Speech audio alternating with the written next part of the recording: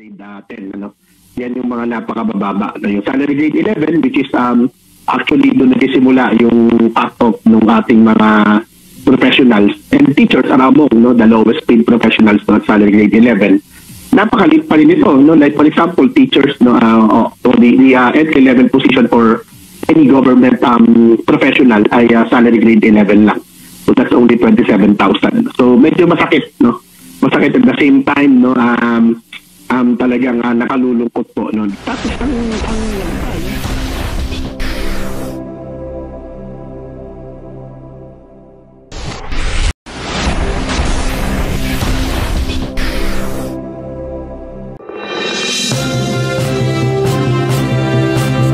noong Benjo Basas, chairperson po ng Teachers Dignity Coalition. Hi Benjo, si Terry to, at si Alex. Good afternoon po. Yes, Kung Terry, magandang hapon and of course, Ma'am Alex. Magandang hapon po sa inyo at sa mga nanonood at nakikinig.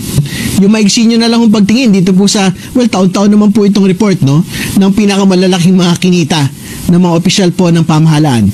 As against, dun syempre, dun sa panawagan po talaga ng mga guro at mga kawani na itaas po ang kanilang sahod sa kanila pong mga buwan ng kita. Yes sir, no, actually lagi na lang tayo napapasala all, no, kapag lumalabas yung mga ganyan, ano po, no, sapagkat ang layo, no, tama yung binabanggit niyo, napakalayo talaga, no, nung difference, no, nung salary grade 1, no, doon sa mga executives, no, ng mga GOCCs at GFIs ng gobyerno, na sila ay exempted pa nga dito sa salary standardization law, no, hindi pa sila bahagi itong SSL, no, kaya sa totoong buhay talagang kitang-kita natin, no, yung inequality, no, in terms of compensation, ano, dito sa gobyerno.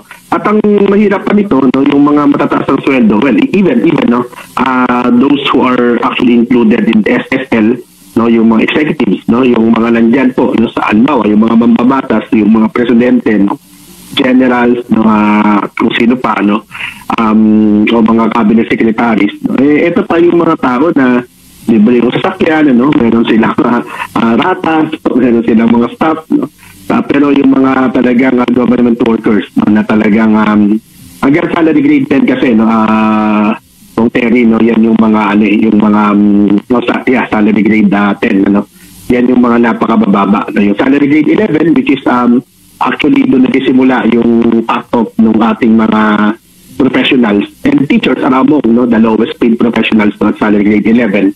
Napakalit pa rin ito, no, like for example, teachers, no, the entry level position for any government professional ay salary grade 11 lang. So that's only 27,000. So medyo masakit, no? Masakit at the same time, no, talagang nakalulungkot po, no. Tapos ang ano pa, no, ang barak pa ng gobyerno, no, in terms of itong mga aumento, no. No, walang aumento, no, under President Marcos, no, while yung BBM nag-announce na nung nakaraan, no. Hanggang ngayon pinag-aaralan pa rin. Hindi ko alam kung ano ba kahirap pag-aralan, no, na dapat bigyan ng aumento yung mga kawani ng pamahalaan, including of course our public school teachers. Yun, Sir Benjo, tas parang madalas pa paluwal pa yung ibang mga guro, especially, no, sa public school. Kung meron man kayong mga komento tungkol sa mga isyong ito, maaari kayong magbigay ng mga reaksyon sa comment section na makikita sa ibaba ng bidyong ito.